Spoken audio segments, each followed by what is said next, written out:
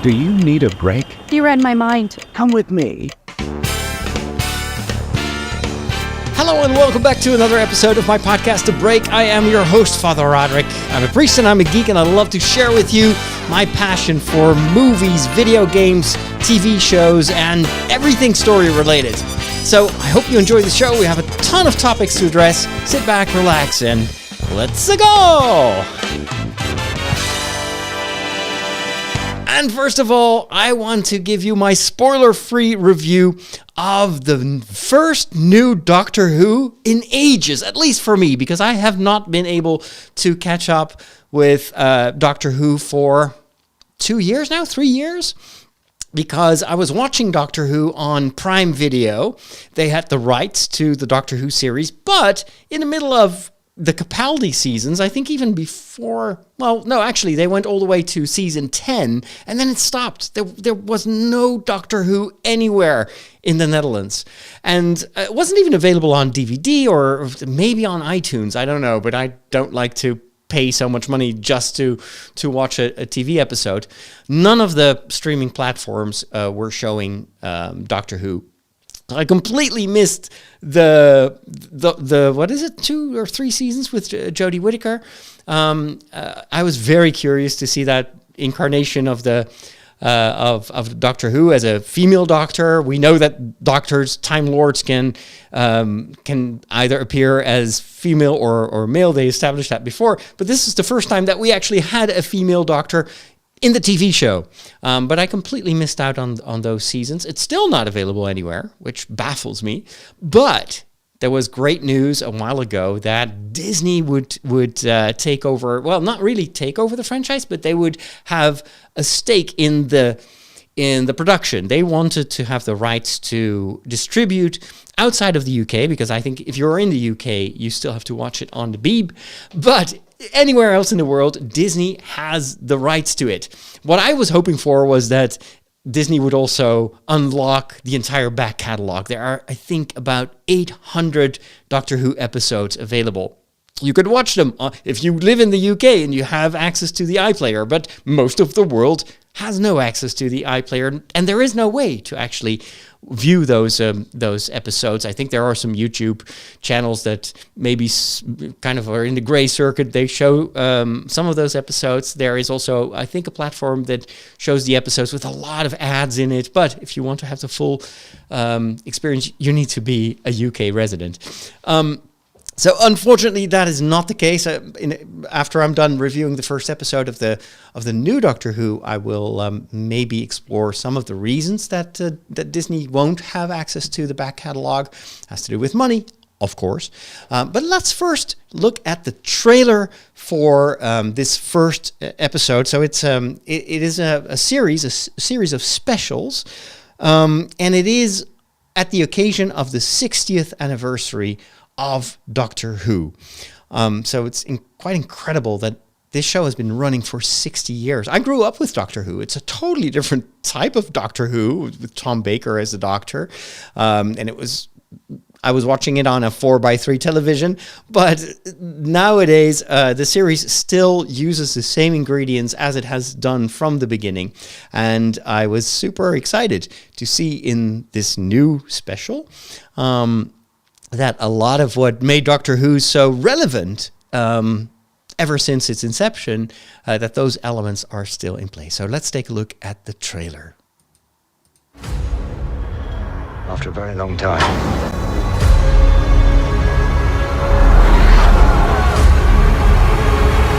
something's coming back.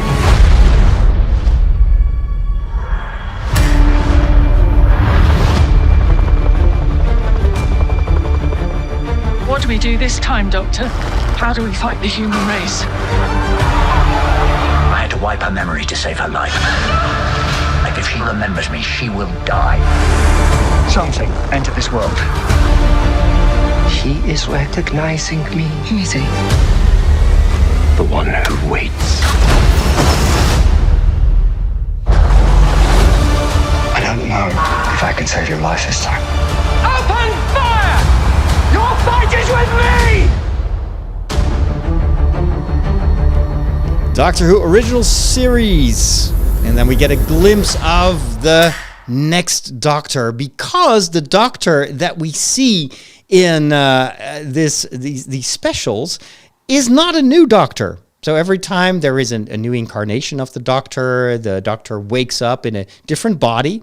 But what was very interesting at the final season of the, let's say, the Jodie Whittaker series, which I haven't seen, but I heard about it, was that the new Doctor actually had the face of the 10th Doctor, played by David Tennant, who was, in fact, my favorite Doctor, especially of the newer Doctor Who series that started with Eccleston as the Doctor, and then it moved to David Tennant, and then we had some other actors. But I don't know, there's something about David Tennant. It's probably also because not only is he a great actor, but he's also a really great guy.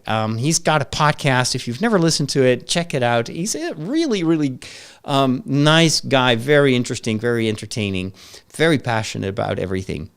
So definitely check that out. And so I was elated to see that David Tennant was back as the Doctor, although there is no explanation yet why all of a sudden this new incarnation reverted to the face of David Tennant's Doctor. The story itself is very much in line with everything that the show has been building up for the last 10 years.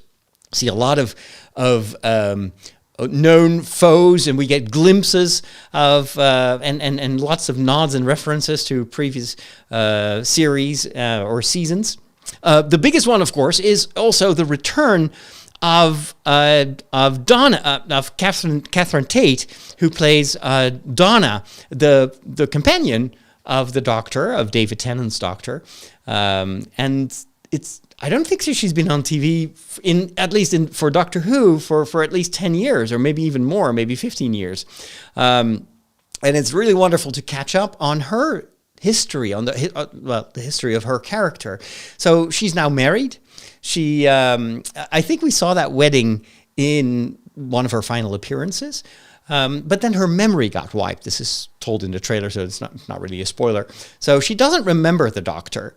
And so when David Tennant's Doctor shows up in her life, she has no idea who that is. She doesn't know anything about the Doctor. The thing is, the people around her know that they have seen the Doctor, they know about the TARDIS, and they know what is at stake, because if she remembers her past with the Doctor, her brain will basically explode. She will die for reasons.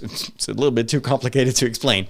And so there is this tension, like, oh, she is now going to be, at least temporarily, the companion of the Doctor again, but will she ultimately remember him? We also see her family life. She has a daughter, and this is a transgender person, or how do you say that? So her daughter is transgender, and we see a little bit of the way in which her daughter struggles with discrimination. So there are kids from school that are yelling after her, etc. And at first, that felt a bit gratuitous. It felt a bit like, oh, well, that's currently very much the thing in every television show. There has to be a non-binary character or a transgender character. And this is part of course, the way in which our culture is adapting to all the changes and new attention for groups that are, previously weren't, didn't have the same kind of exposure on television, or even were seen in a very negative light. So we've seen this, and this is a global thing. Well, not a global thing, but in certain areas of the world, especially in our Western countries, you see a lot of kind of catching up with certain marginalized groups to be represented. And I have to say that I have nothing against that. In fact, this is the function of storytelling. It is to show us a mirror of our society. And if changes occur, this is why especially shows like science fiction shows and shows like Doctor Who often find inspiration for new storylines that, if you look a little bit further, you clearly recognize as metaphors of things that we are dealing with as a society. And Doctor Who has done this right from the start. But, as I said, it felt a little bit contrived here. It's like, oh, this is probably just on the checklist. We need to have transgender character. What I really appreciated about the way they told this particular story is that they actually make it part of the plot. There is something that happens towards the end that ties into what happened to Donna when her memory was wiped, etc. It was a little bit kind of strange, but at least I appreciated the effort to integrate it more into the overall story that this episode or these episodes is trying to tell. Showrunner Russell T Davies was asked about this transgender character because, as you can imagine, not everybody is happy with this, and there are lots of people that are like, "Oh, it's the woke culture again," or maybe it's the influence of Disney. But I have to say that doesn't do justice to what Doctor Who has always done, because for decades, Doctor Who has introduced characters that were seen as marginalized, or has talked about a lot of topical stuff like genocide and discrimination and homophobia, etc. All those things that are part of our modern day society and that people struggle with, or are trying to figure out how do we deal with all these different elements in our society and in our changing culture. Doctor Who has always put that in the forefront. In that respect, Doctor Who, as an English show, is rather similar to Star Trek as an American production. Star Trek has a similar goal of telling science fiction stories, so fictional stories, that are almost always kind of reflecting something that is going on in the modern day society, and also showing kind of the different sides to that, and the conflict and the tension that sometimes evokes or causes. So when Russell Davies was asked about this particular character and why he told the story the way he did, he said that one of his goals was to educate the audience when it comes to respect for transgender people. So this is still an issue, and this is true also in my own country, in the Netherlands. Even though in the media there's a lot of representation and there's much more attention to this particular category of people than I remember from most of my life. However, in reality, on the street, in the cities, in the towns, there is still a lot of animosity towards the whole topic. People are very allergic to talking about this, and transgender people have to deal with a lot of hatred and discrimination, and that causes a lot of pain, as you can imagine. So what they tried to do with this particular episode was to give a little bit of insight into how difficult it is for a transgender kid to grow up in a world that rejects them.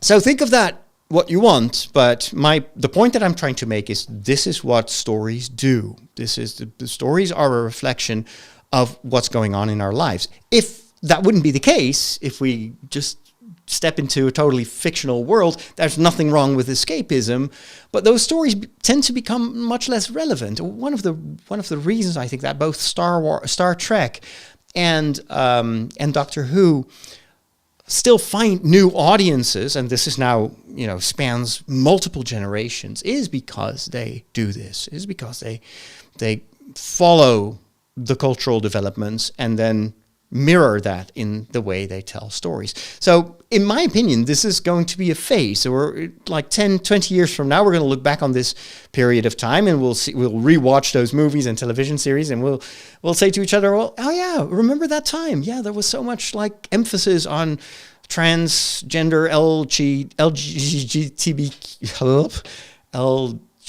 It's like the letters are different in Dutch, in the Dutch abbreviation. LGTB. Q plus. So there's so much attention to that particular category of people.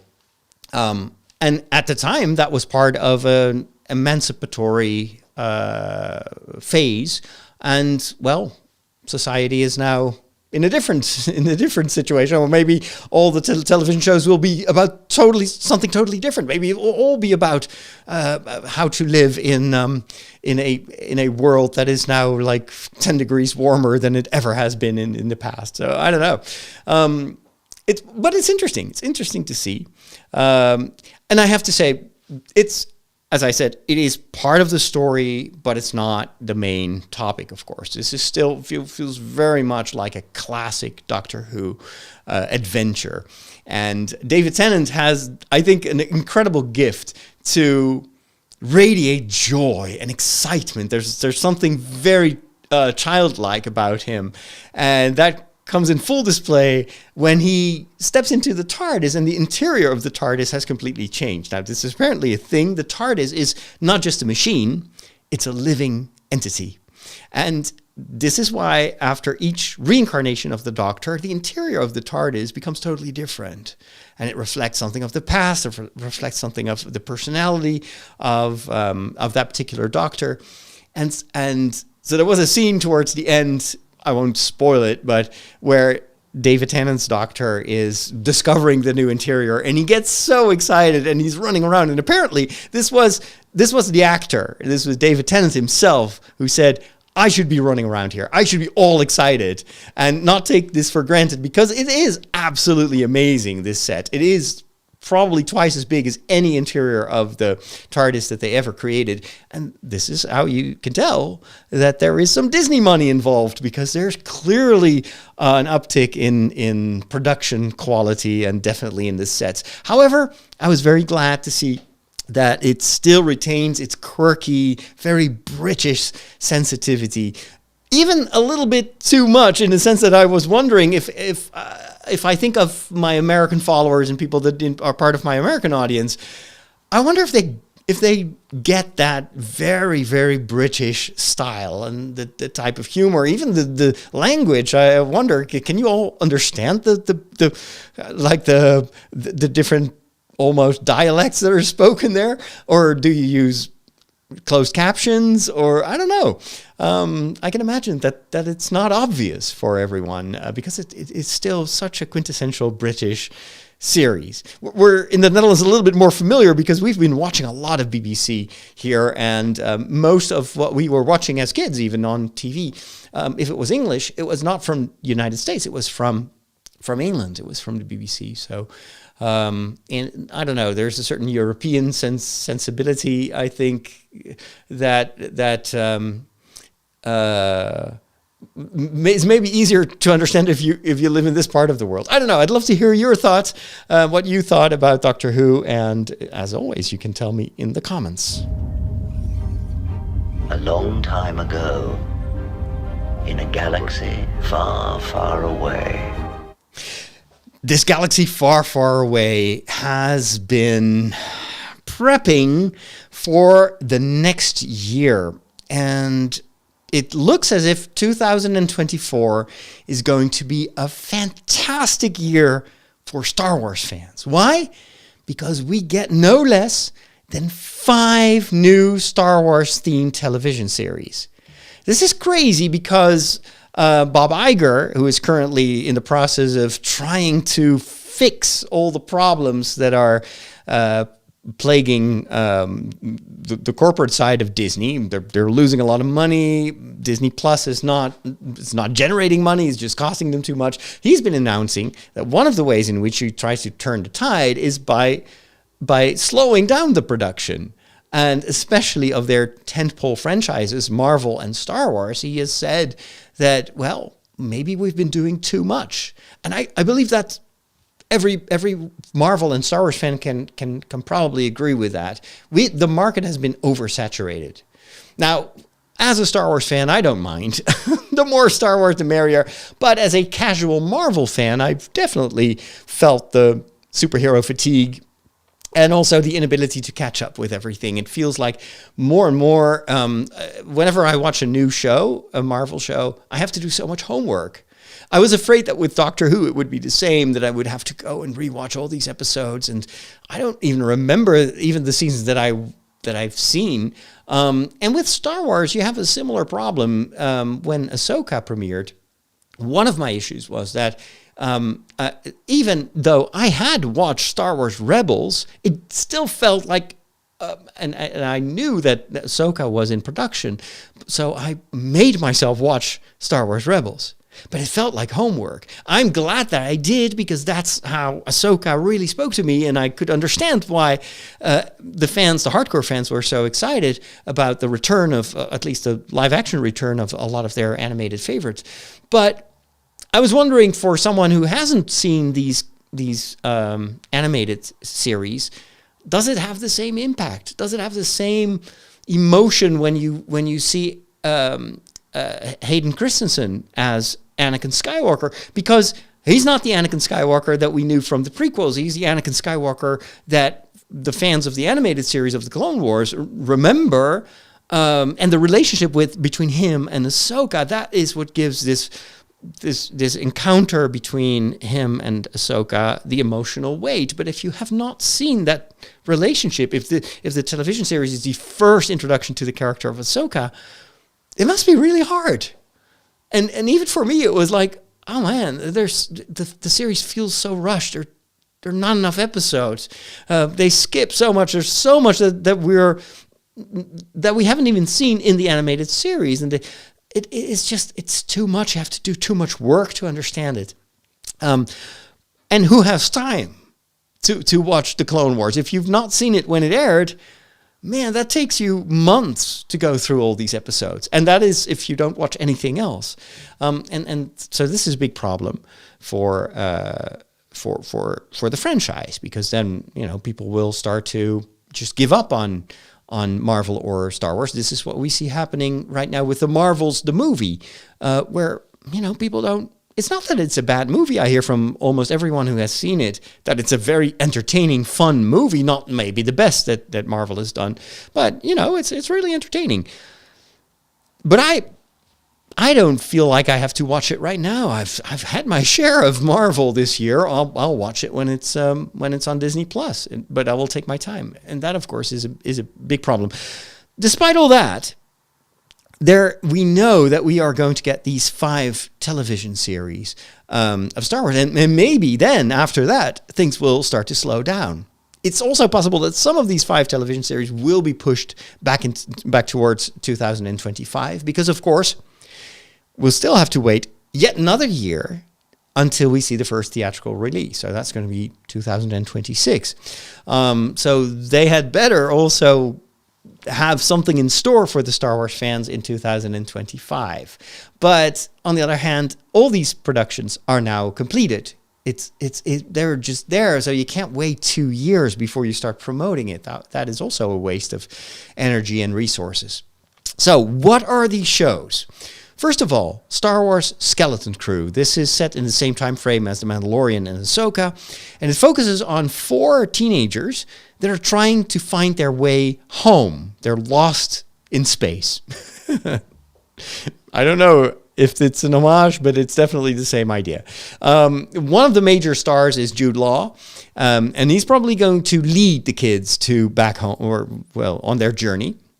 It finished filming early this year, so it's been in post-production for almost a year now.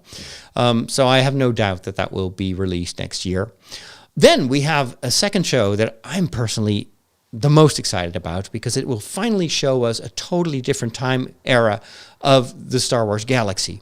And that is The Acolyte, Star Wars The Acolyte. It features 2 main actors, Amandla Stenberg, and then we've got Lee Jung-jae, who is the South Korean actor who has the main role in Squid Game.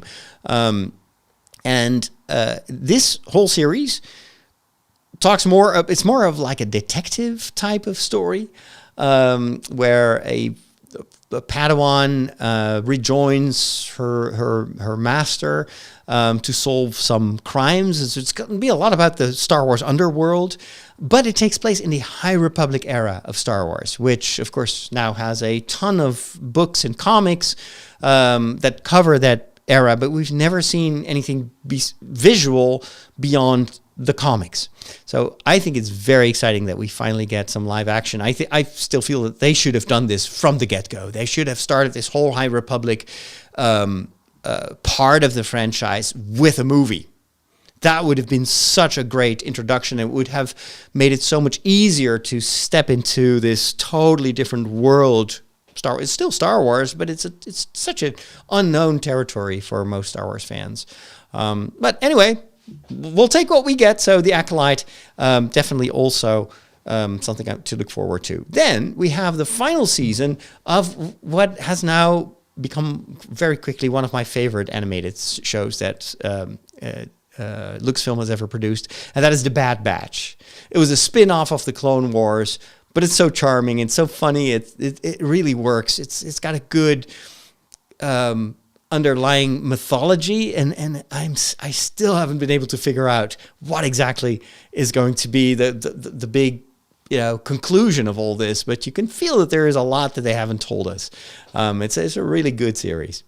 So that will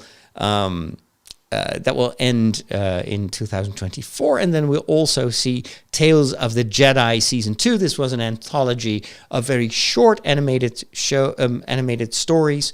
This is all created by Dave Filoni. He told us back in April at the Star Wars convention that when he's commuting, these are the stories that he came up with. Like, he's sitting in the car, he's going home to his family, and then all of a sudden he thinks, oh wait, I could tell this or this little event in the life of the characters that people are already familiar with. It's not enough for a television show. It's definitely not enough for a movie. It's just not big enough for a book, but it would work very well as an animated short. And the first anthology, I thought, was excellent. It was really well done. So I can't wait to see what he's going to do with season 2. And then, of course, the biggest show, in my opinion, the best Star Wars that we've ever had, is Andor. And we are going to see season 2. The filming of Andor has been delayed because of the strikes. First, the writer's strike, but most of the scripts had already been finalized. But then the actor strike, of course, definitely halted production. So this may be the only series that they could potentially push back to 2025. I hope they don't, because I so love Andor, and I'm so intrigued by how they're going to tell the rest of the story. And in a certain way, I want them to finish the second season of Andor, so that everyone who was involved in Andor can then start another project in the same vein. I want more stuff like Andor. I want these writers, Tony Gilroy and all the others, I want them involved in Star Wars for the long run. I feel it's such a nice counterbalance to what Dave Filoni does. It's a totally different type of storytelling. It may not have that same big mythological underpinning, but in terms of dialogue writing, character arcs, it is far superior to what Dave Filoni does. And so I want both these things. I don't mind. I have a great respect for what Dave Filoni has done so far, and he brings something very special to Star Wars storytelling, which is kind of that mythological, big ideas type of story, very similar to what George Lucas always did. But I want Star Wars to grow up, because I've grown up, and Andor is the direction, I think, for adult Star Wars fans. So let's get Andor out of the way, and then please give us more of that. Please, please, please, please, please. So I hope it's going to be a massive success. That is why 2024 is going to be such a great year for Star Wars fans. The most beloved fantasy story of all time. It is the tale of a small hobbit and the great wizard who appeared to him one day. All right, right, dude, check it out. Go like that way, and then up this one mountain, and then kill all the hippies you come across. No, I'm searching for a dragon's treasure. I'm the wizard, you're the dwarf, and you will respect my authority. I am no dwarf. All right, we need to talk about The Lord of the Rings again. Why do you ask? Because I've already talked about the upcoming movies, the animated movie helmed by Peter Jackson, and then we've got, of course, the second season of The Rings of Power, and there appear to be other movies in the time frame of The Lord of the Rings that are now in development. So we don't know much about it, but here is something that is actually just around the corner that will add a ton of lore to, and official lore to a certain extent, to what we know of Middle Earth. And I'm not talking about a television show, not about a movie. I'm talking about a video game. And no, it's not the Gollum game, which came out a few months ago, and it was a disaster. It was really one of the worst games of the year and maybe of the decade. This was just an epic fail. However, it's not the only Lord of the Rings game that has been in development for the last couple of years. There is another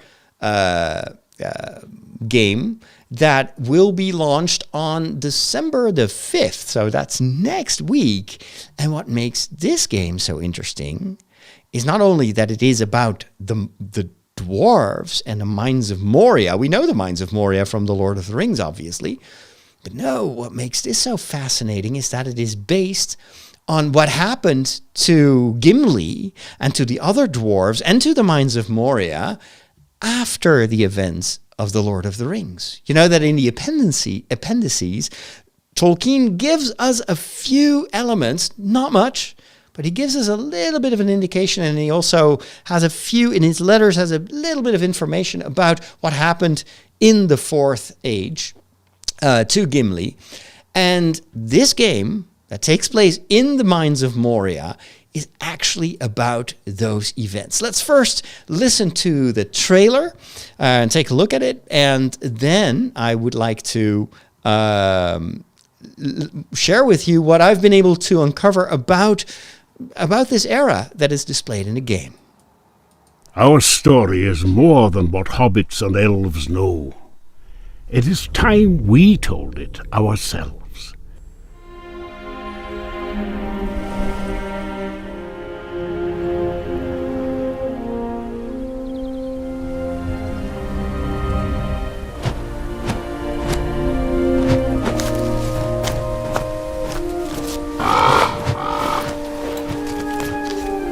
With hammer and axe, we cleanse the world from the shadow of the ring and its master. Yet we dwarves celebrate as a scattered people, cut off from our one true home. Across Middle-earth we mine and sculpt, delving for riches, yet the greatest treasure remains out of our reach. Moria. Durin built it before the first sun rose. And through the ages, when darkness threatened our great kingdom, he awoke to lead us again. Until the Balrog took it all away. That was 1,000 years ago. And Durin the Deathless has not returned. Some say, be patient. I say, we wait no longer. It is time to journey from every mountain. Come, rally together. Bring your axes and tools, craft and courage. It is time we dwarves return to Moria.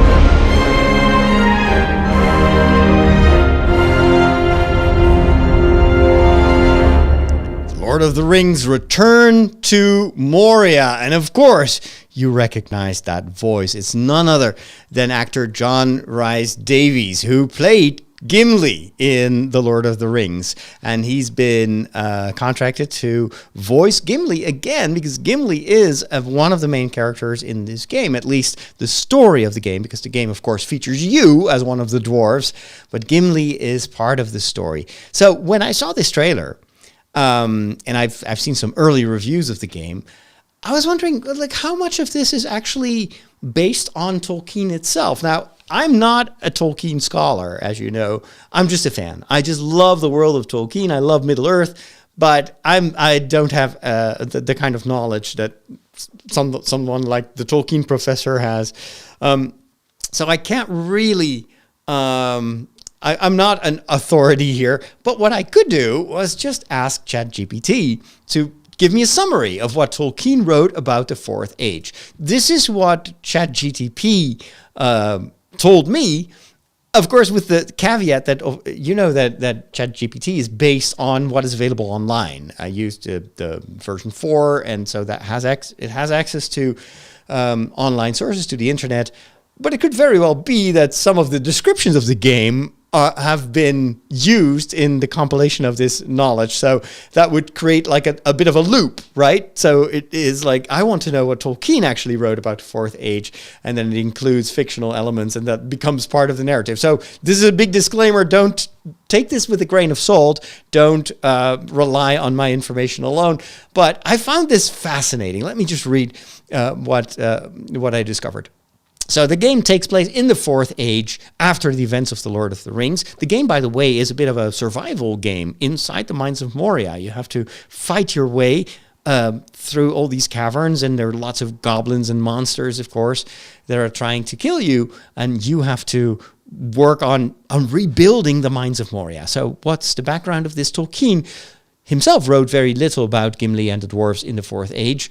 Most of his writings focused on the events of the First, Second, and Third Ages. However, he did mention some details about their fate in the appendices, as I mentioned, and also in some of his letters and unpublished notes. What are the main points? Gimli, after The Lord of the Rings, became the lord of the glittering caves of Helm's Deep. This, of course, is not Moria.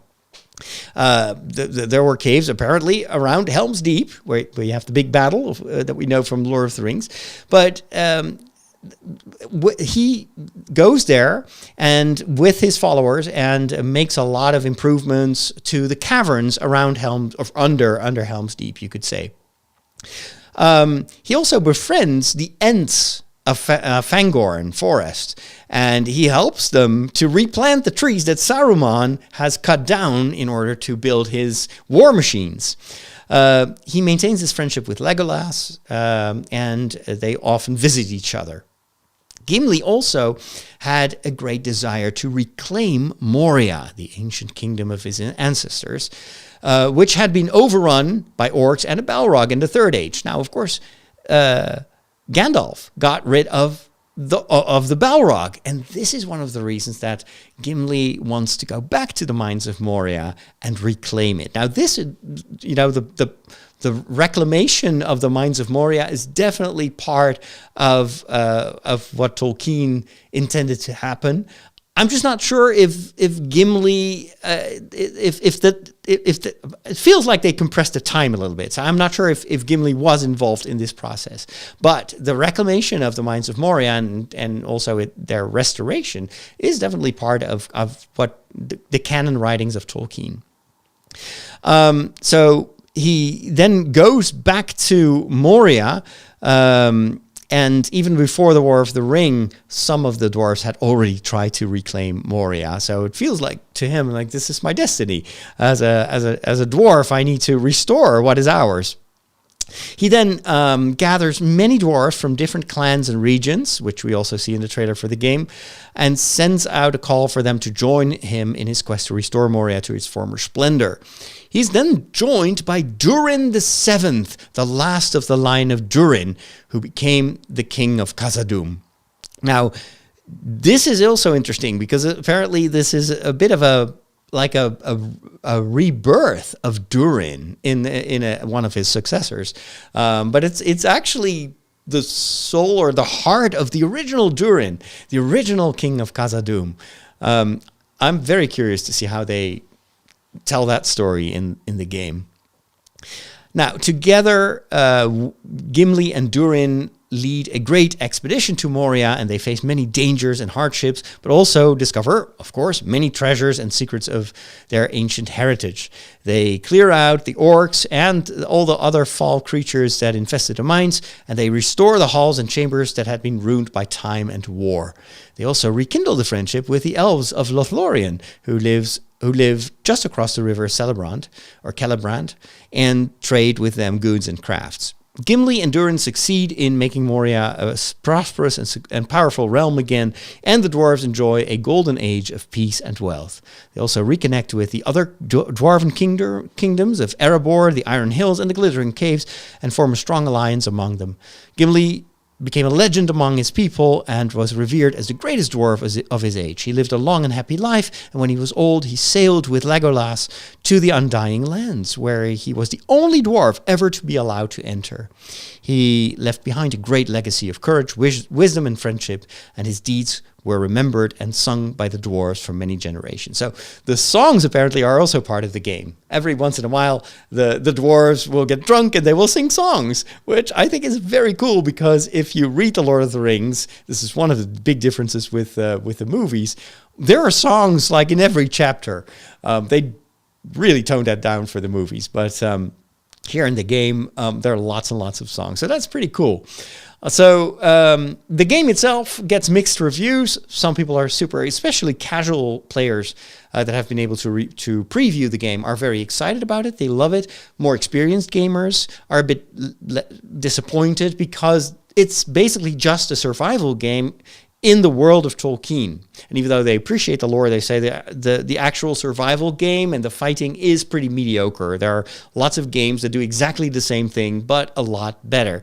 So yeah, something tells me that I'm going to enjoy this game. It's very grindy in the sense that you have to dig up precious metals and gems, and then you can improve your gear. You will have to clean out areas of Moria. There is definitely progression, so there is a bit of a linear story there that you will follow. But I love survival games, and from what I gather from these early reviews, the game is not the best game to play solo, because then it's such a grind. You have to sometimes fight orcs for 20 minutes, and if the actual game mechanics are not that good, that can be very boring. But apparently, if you play this in co-op, and you can, so if you have other players joining you in that game and you can host the game yourself, then you can play together. And I think that social aspect is going to make this game, in my opinion, a must play. I love being in Valheim, which is similar. It's this survival game and you build stuff. It's probably not as good as Valheim when it comes to the amount of creativity that you're allowed. But I also really like to play that game with friends. So yeah, if you're part of the Patreon community, let us know if you have that game and if you wanna join us in reconquering the mines of Moria. Japanimation. Cool. I would like to talk about this.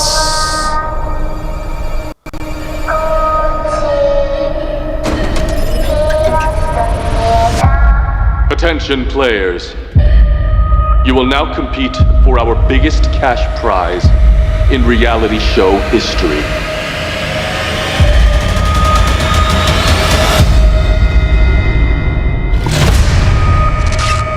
You have got to be kidding me. Oh my God. $4.56 million. People do a whole lot worse for a whole lot less.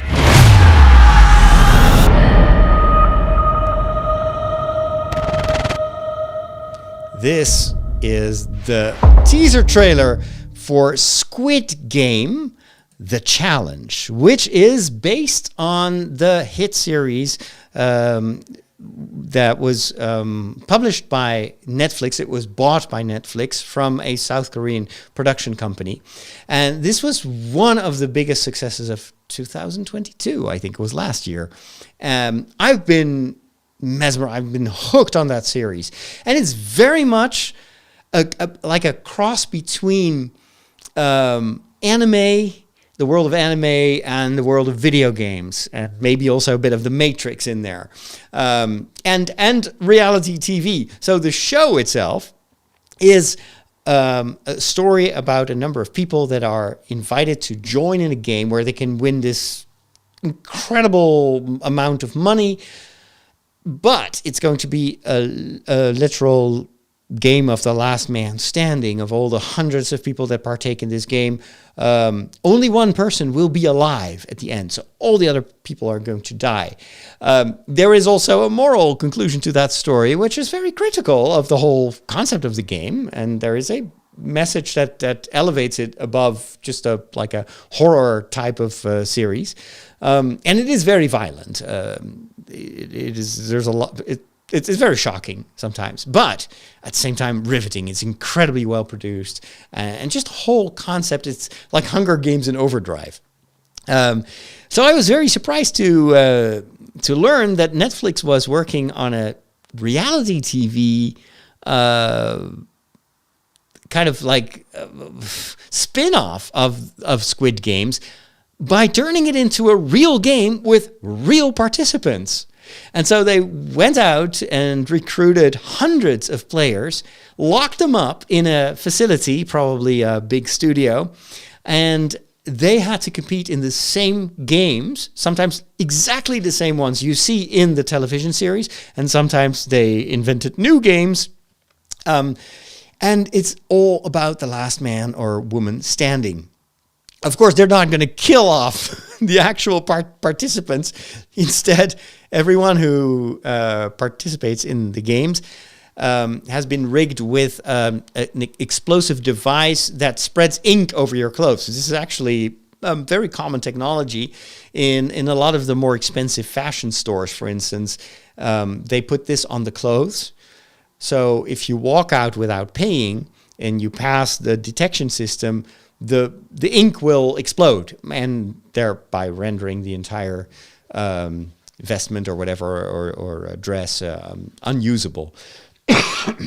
So this is it felt a bit like a cash grab, because we know there is going to be a second season of Squid Games, and I'm very curious to see how they continue the story, seeing how the first season ended. But anyway, that's for later. But also because the television series itself was very critical to what Netflix is now doing, and that it's just making it real and making it really about money and all the backstabbing. And so on a meta level, I'm a bit like, I'm not sure if this was the actual meaning of Squid Games, but the execution is fantastic. It's very American, even though the participants are from all over the world, but the overall editing style, it reminded me a lot of, The Biggest Loser and Hell's Kitchen and all these very overproduced reality shows in the United States. And also the behavior of the participants is very, dare I say, American. I don't know. To me, I would have liked it if the series had been a little bit more diverse culturally, because I'm watching it and I'm thinking, yeah, this is amazingly produced. It's very, I don't know, it's just addictive. I want to know what happens next. But at the same time, in every episode, I'm like, oh my goodness, why is everybody always like yelling so much and cheering? It's so outspoken. It's so, I don't know, it's very different from what you saw in the television series. So you can totally tell that it's a very American production, and that may be totally fine if you live in North America and that's just your culture. But I found it a little bit too much, a bit too over. It's like when I go watch a movie here in European theaters, people do react, but they don't laugh out loud. It's just like, that was funny. If you go and see the same movie in an American theater, people are like hooping and cheering and standing on their seats, and it's like, yeah, yelling, and there's a big applause at the end of the premiere. There's something really cool about that because it's so extroverted, but it's also a bit much. Anyway, those are my feelings about Squid Game, the challenge. The series does remind it, because this, of course, is the anime segment. So a little bridge towards this, an anime series that I'm currently enjoying so much is based on a video game, at least on the world of video games. It's a Shangri-La Frontier. I've mentioned it before here on the show. This is a game that it's an anime series that takes place inside a video game, and we are following two characters that are leveling up, and they're trying to find each other, and this is all supposedly taking place in a VR world. And the way they portray it, to me, is almost like, oh yes, I want the Apple Vision Pro when it comes out to give me this kind of gameplay. This is what I want. クソゲーを愛し、クソゲーに愛された男が神ゲーに挑む。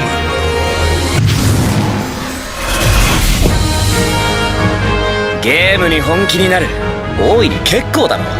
何事も本気で取り組んだ方が楽しいに決まってる。オープンワールドで繰り広げられる新感覚ファンタジー。勝負！ Shangri-la Frontier! It is such a great series. I really love it. It's fun. I think if you're not if you've never played an online RPG, then it may be not up your alley, maybe not your cup of tea.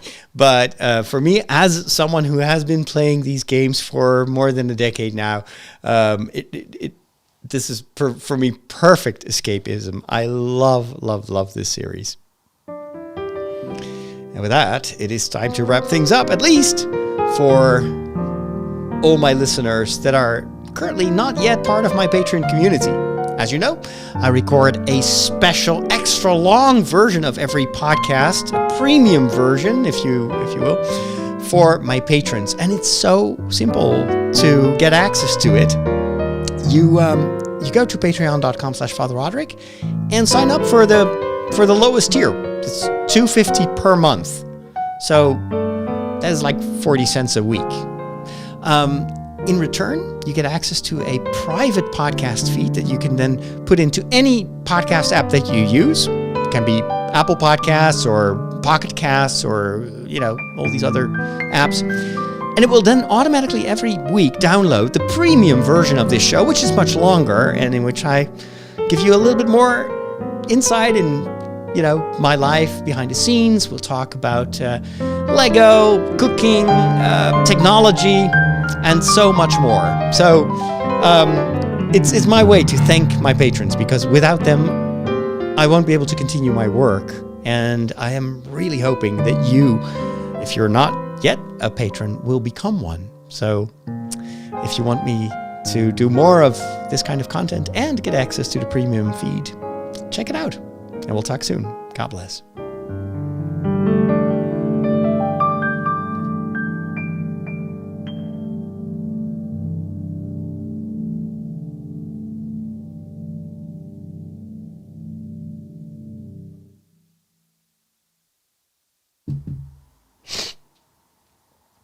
Right, let's see, which one do I press? This one? No, this one. We're gonna skip the books. Okay, yeah.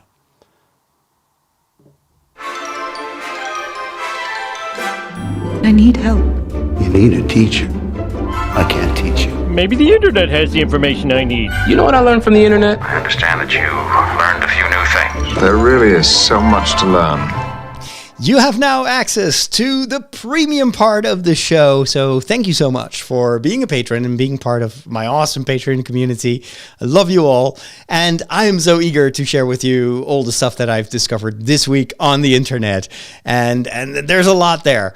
First of all, you'll know that this Napoleon movie made by Ridley Scott comes out, right?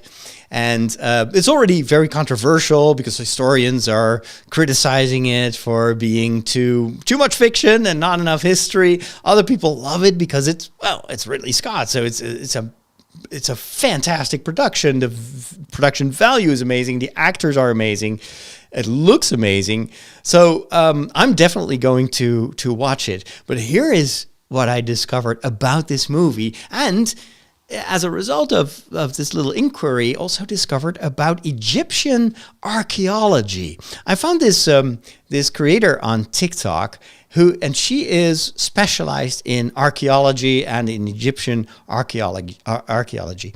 And she created a short video about the criticism on the Napoleon movie, but then she gives more insight in what Napoleon actually meant for Egyptian archaeology. And it's something that I never heard of, and it's fascinating. So let's take a listen.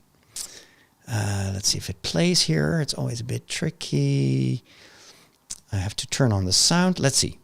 The internet lately, historians are in a fight with Ridley Scott because of his new movie, Napoleon. Like Gladiator before it, it is a beautiful movie full of exciting things, great acting, wonderful actors, good costumes, but a lot of historical inaccuracies. One of the many in this film is the fact that Napoleon, as seen here depicted by Joaquin Phoenix, apparently when he rocked up to Egypt, did a conquering thing, fired his cannons into the pyramids and also the Sphinx just because he could, and then just kind of peaced out. So, ignoring the fact that this scene was shot in Morocco, I am here as your friendly neighborhood archaeologist to remind you that that didn't happen. They did not, as the popular urban legend goes, use the Sphinx and its nose as target practice. What Napoleon and his literal army of French folks did was actually undertake one of the first Western ethnographic studies of the entirety of Egypt. He brought 150 artists with him, linguists, scientists, and not just regular scientists, multiple different scientists with multiple different specialties. And when everybody returned to France after doing their conquering thing, they all took 20 years to compile all of that work into this, the Description de l'Egypte, which is a literal tome of work. This is actually the tiny version. And this honestly laid the foundation for modern Egyptology. His artists documented all of the antiquity sites that they found, every single detail from cross-sections to wall details. Lots of evocative landscapes as well. It's an antiquarian delight. They made plans of ancient and modern cities, scientific illustrations of plants, animals, birds, fish, like actual scientific diagrams of these guys, and these ones are actually hieroglyphs. They documented the people of Egypt as well and made tons and tons of drawings of Egyptians in various clothing and costumes, as they called it. Temple interiors and exteriors, tomb paintings as well. There are scenes of daily life, market scenes, religious scenes as well. They literally documented everything that made Egypt, Egypt. And yes, there are color panels as well. You can get a copy of this book anywhere now. It is widely published in a variety of formats. You can definitely find it in museum gift shops, especially if they have Egyptian antiquities. So yeah, in addition to doing the usual colonial thing that European nations tend to do when they come into Egypt, they also did something helpful, and for that we have to thank the French. Because even today, some of these illustrations, these color watercolors especially, and a lot of these documentations of engravings and temples and tombs and antiquities spaces like that, are still some of the best versions we have because these were professional artists. And it also provides us with a great reference tool to see how a lot of these places looked in the 18th century compared to how they look now, so we can see if there's been any changes, any damage over time. So overall, this is a wonderful and helpful archaeological tool. So amazing. Kudos to Annalise Baer for creating that video, and her channel on TikTok is amazing. I'll link to it in the show notes. And I'm learning so much. This is what I love about TikTok. It gives me access to a lot of scientists that otherwise I would never have discovered because they don't have a YouTube channel, they don't blog, but TikTok is so accessible and so simple to create videos on that you have all these amazing people that are helping me discover just so much interesting history and other stuff as well, because I use TikTok as a font of information, and often it leads me to more studying myself. I recorded this week's episode of The Walk about the joy of studying, and this is something that has been big this year. I've been reading so many nonfiction books, and I probably studied the most since I left university, since I stopped studying at the university. So for 15 years, I felt that life is too busy to study. Plus, that's what I did when I was young. But ain't nobody got time for that. Well, I am converted because this has been such an amazing journey of discovery. And I blame TikTok for giving me so many incentives to find out more and to deepen my knowledge about all these different topics. Excuse me. As you can tell, I still am not fully recovered from the cold that I had. It's been about a week and a half now, and I'm still a bit stuffed. It's not as bad as last week, but if I talk for about an hour, like I've been doing now, my lungs are starting to protest. It's like, it's time to wrap things up.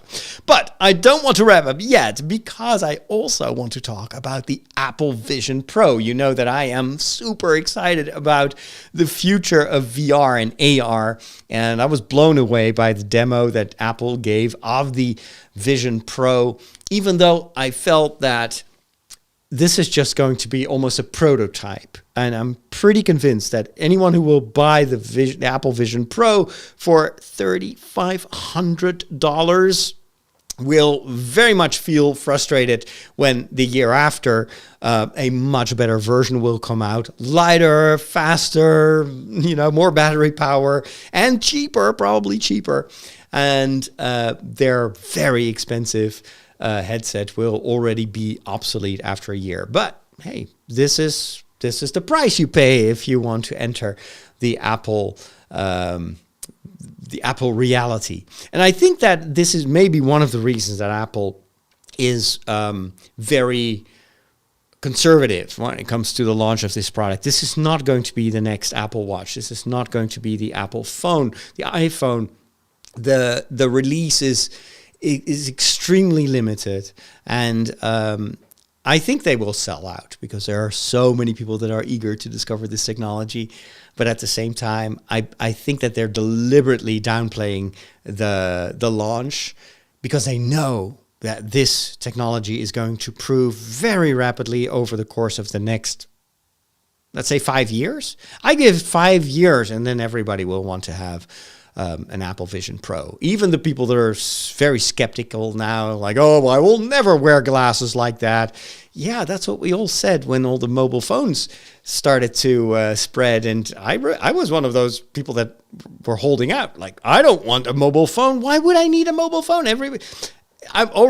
People are already calling me all the time, and I hate it. And I certainly don't want to walk around with a phone, so people can call me whenever I don't want to be cold. So for years, people around me were starting to buy phones, and I was like, no, that's not for me.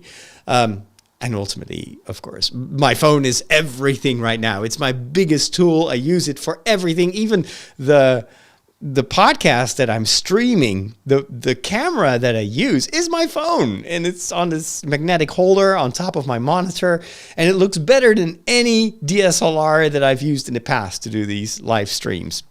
It's amazing.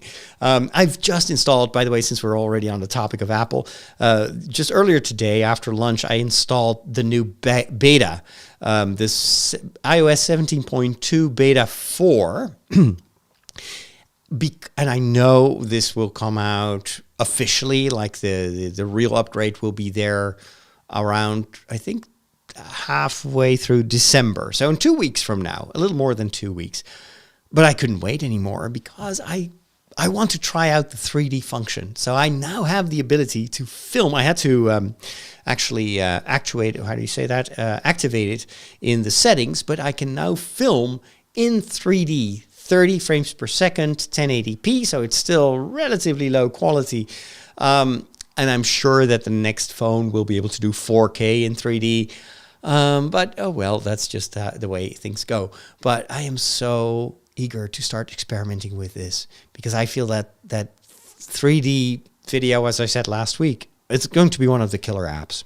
And I want to be ready for it. I want to already start working on creating content in 3D so that if this becomes a staple for everyone and most people will have access to an AR VR set, I don't want to wait until that moment with mass adoption to only then start to produce stuff in 3D. No, I want to do it now. I want to be ahead of the curve. Just as I always try to move along with the technology progress, because I feel that if this becomes an important way to communicate, and if 3D videos become very much loved, and I know from experience, I love 3D, it has a very big impact. It makes you feel much more present, and then combined with VR makes the effect even stronger. So I've been using an app on the Meta Quest, which allowed me to travel in Google Maps. Now, you know that Google Maps has also like a mode where you could actually walk down the streets and look around. Now, on a phone, I rarely use this because I just want to know how to get from A to B. But in this VR app, you can actually look around. It's 2D, but it's like you're standing in a... Have you seen the images of the big circular theater that was built in Las Vegas? Where you're surrounded by these screens, and it's only a little bit more than 180 degrees, so it's not fully around you. Well, this is what this Google app does. So you're inside Google Maps, and if you look up, you actually really look up, and the whole world around you surrounds you like a dome. And even though this is low quality and it's not 3D, it already has allowed me to experience places. And I remember walking around in China and visiting places and going to sites that are very hard to get to unless you travel to China. And it was so much fun. And I really feel I have memories of having been there, even though I've never been there other than in 3D or in VR. And so this is why I'm so excited about starting to experiment with 3D video. Because I think that the way Apple is going to execute this is going to be a way beyond anything that we've seen before. We did get a teaser of kind of this type of immersion that Apple is striving to accomplish on X/Twitter the other day, where someone posted a video, a very short video of a feature of the Vision Pro, which is called digital environments. So the video itself didn't have any sound, but it did give you the inside view of what you see when you have the glasses on. And it showed Yosemite Park in the winter. So you're standing in a valley surrounded by snowy mountains. There are trees in the distance. The sun is setting or rising. It's hard to tell. And there is snow falling, like little snowflakes around you. And that, of course, I've watched that on a Twitter video, so it's in 2D. But imagine this in 3D. And then what is even cooler, you can use that basically as your wallpaper. Like on my monitor, I love these new wallpapers on iOS, where I've the city of London right now, and behind my windows there's a beautiful panorama of London, like an aerial view, and it changes every day. But imagine that. But then it's surrounding you everywhere. You're inside that world, and then you can bring up windows, so you can project these virtual monitors, and instead of creating what we saw in the demo at WWDC, where they showed a demo environment where you're still in some kind of office, or you can use the cameras to just show the world around you, and then you have these floating screens in midair in your own environment. But apparently you can also dial the little knob on the AR glasses and turn them into VR glasses, which will shut you out from your real environment and place you in these digital environments. And then you bring up these screens, and it's not just the image, I presume, but it's also the sounds in 3D. And it looks gorgeous and beautiful, and it totally calms you. And I can totally imagine, I want to write a novel and I have a hard time concentrating because there's traffic next door and there's so many things on my screen and on my phone and I'm constantly distracted. Imagine I have this window floating in 3D.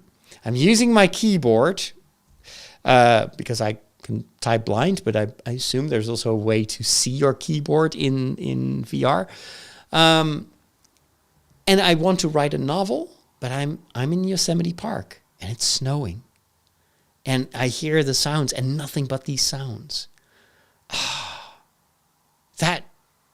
I think that would totally work for someone with a squirrel brain like I have.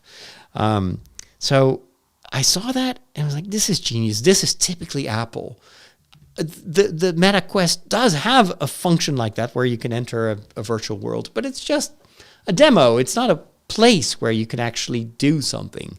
Apple made it into a digital environment where you can actually live. You can also walk around, and it was very interesting to see. It's a short video, but you see that your perspective changes. So it's not like the Google Maps app where it's basically a spherical projection of a 2D world. No, it feels like everything is 3D. Now, I'm sure that this is some trickery that they did, and the trees that shift perspective, etc., are created in software. So otherwise, how can you walk around in a photo that you took? But the execution looks amazing, and it's just one of those things that I feel is going to sell a lot of these devices because they can use that as a demo in store when people are going to check those devices out. Lots of cool things to look forward to in the near future. But right now, I have only one thing to look forward to, and that is to go to my kitchen and prepare some food for dinner because I am done for the day. Thank you so much for joining me on this episode of The Break. And of course, love to hear your feedback. You know how to reach me. We're on Discord, and with regards to the Lord of the Rings Mines of Moria game, we have a game section also on the Discord server. So if you're in for a co-op exploration of the Mines of Moria, let us know. Maybe we can organize something together. All right. Next week we'll be starting our winter campaign, where this week we're working on some material for that, and the aim, of course, is to find more people for the Patreon community, maybe also find some people that are sympathetic to our mission without being part of the core audience of what we make. We still have a long way to go to cover all expenses, but that's why I'm so grateful for your support, your ongoing support, and hopefully you're able to support me also next year. It would be wonderful. All right, have a wonderful rest of your day. May the Force be with you, and God bless.